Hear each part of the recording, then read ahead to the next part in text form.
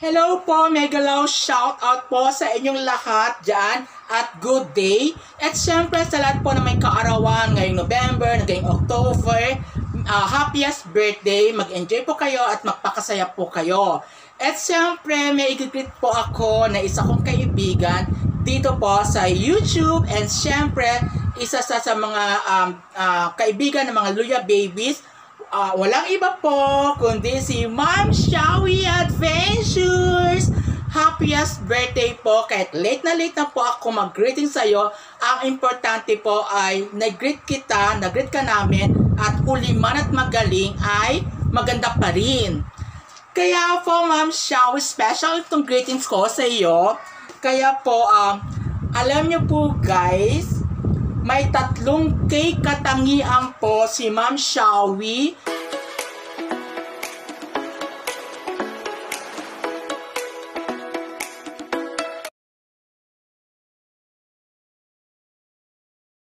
Kung 3K katangian si Ma'am Shawi na dapat nating malaman. Unang-una po sa lahat ay siya po ay isang kikay. Kikay po. Kaya ko nasabi si Ma'am Shawi na isang kikay ay dahil napakagaling niya pagdating niya sa mga pananamit, pati rin sa pag-makeup kaya kikay na kikay po siya, especially sa pananamit. Kahit mga trendy na pananamit, kayang-kaya niya. Usually tayo kapag trendy, nakikita na napaka-trendy, pero hindi natin carry. Siya mapaluwag, mapasikip, mapapabel button, pati ibang klaseng style na mga pananamit, carry niya talaga. Kahit kahit saang anggulo, nadadala niya ang iba't ibang klaseng pananamit. Kaya na isa po sa katingaan ko nasabi sa kanya, isang kikay. Kaya kung gusto niyo po maging kikay, hanapin nyo lang po si Ma'am Shawi dahil siya ang literal na kikay, typical na kikay ng lahat po. Kaya guys, sa mahilig po sa mga pananamit, sa pag-makeup, hanapin nyo lang po si Ma'am Shawi na isa po sa tinatawag nating kikay-kikay pagdating po sa mga ganyang bagay.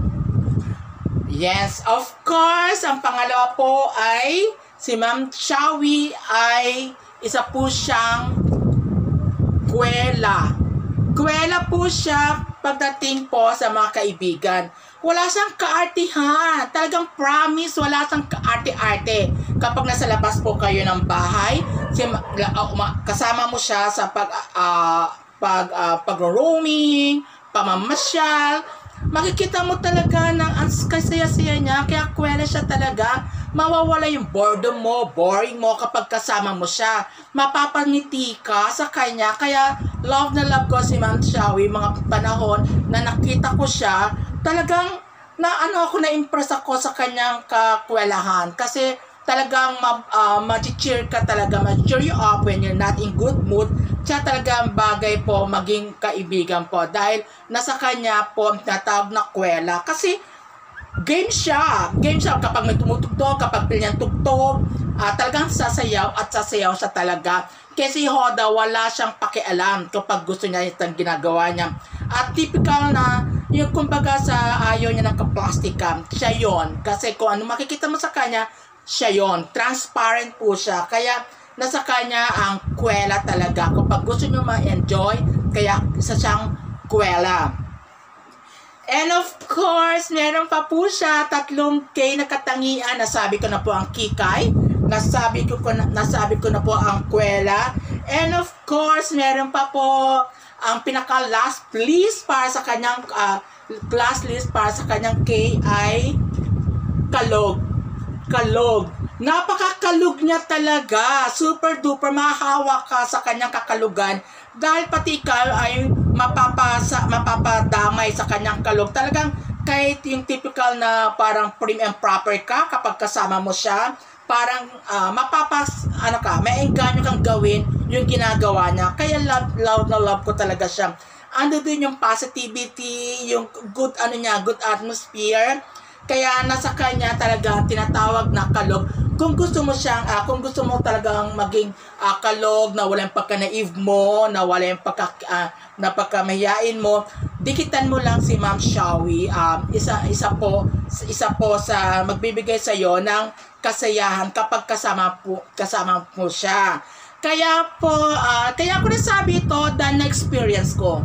Na-experience ko po ito dahil the last time na nagbakasyon siya dito sa Pilipinas, first time ko siya makita ay nag-enjoy ako most, kahit hindi ko pa siya kilala personally, pero nakilala ko lang sa YouTube. Pero nung makita ko siya personally ay naging masayahin kami at nakita ko sa kanya yung talagang walang arte, walang kaartihan, talagang kwela siya, kikay siya, at saka napakakalog niya. Kaya napakabagay yung katinga, napaka-transparent, flexible, na isa sa mga katingaan ni Ma'am Shawi po.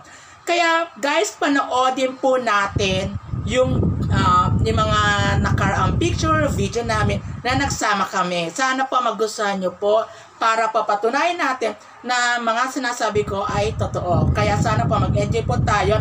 And of course, again po, Ma'am Shawi, enjoy po sa iyong kaarawan. At least, pinakita mo yung kahit single ka and blessedness ka naman, na-maintain mo ang kasayahan mo, positivity mo, and nagbibigay ka po ng inspirasyon po sa katulad namin. Kaya pagpatuloy mo lang po, Ma'am Shawi, basta wala ka nang babaguhin, dagdagan mo lang yan and enjoy lang po talaga. Kaya Ma'am Shawi, guys, panoodin po natin ang ating video. Sana may gusto niyo po.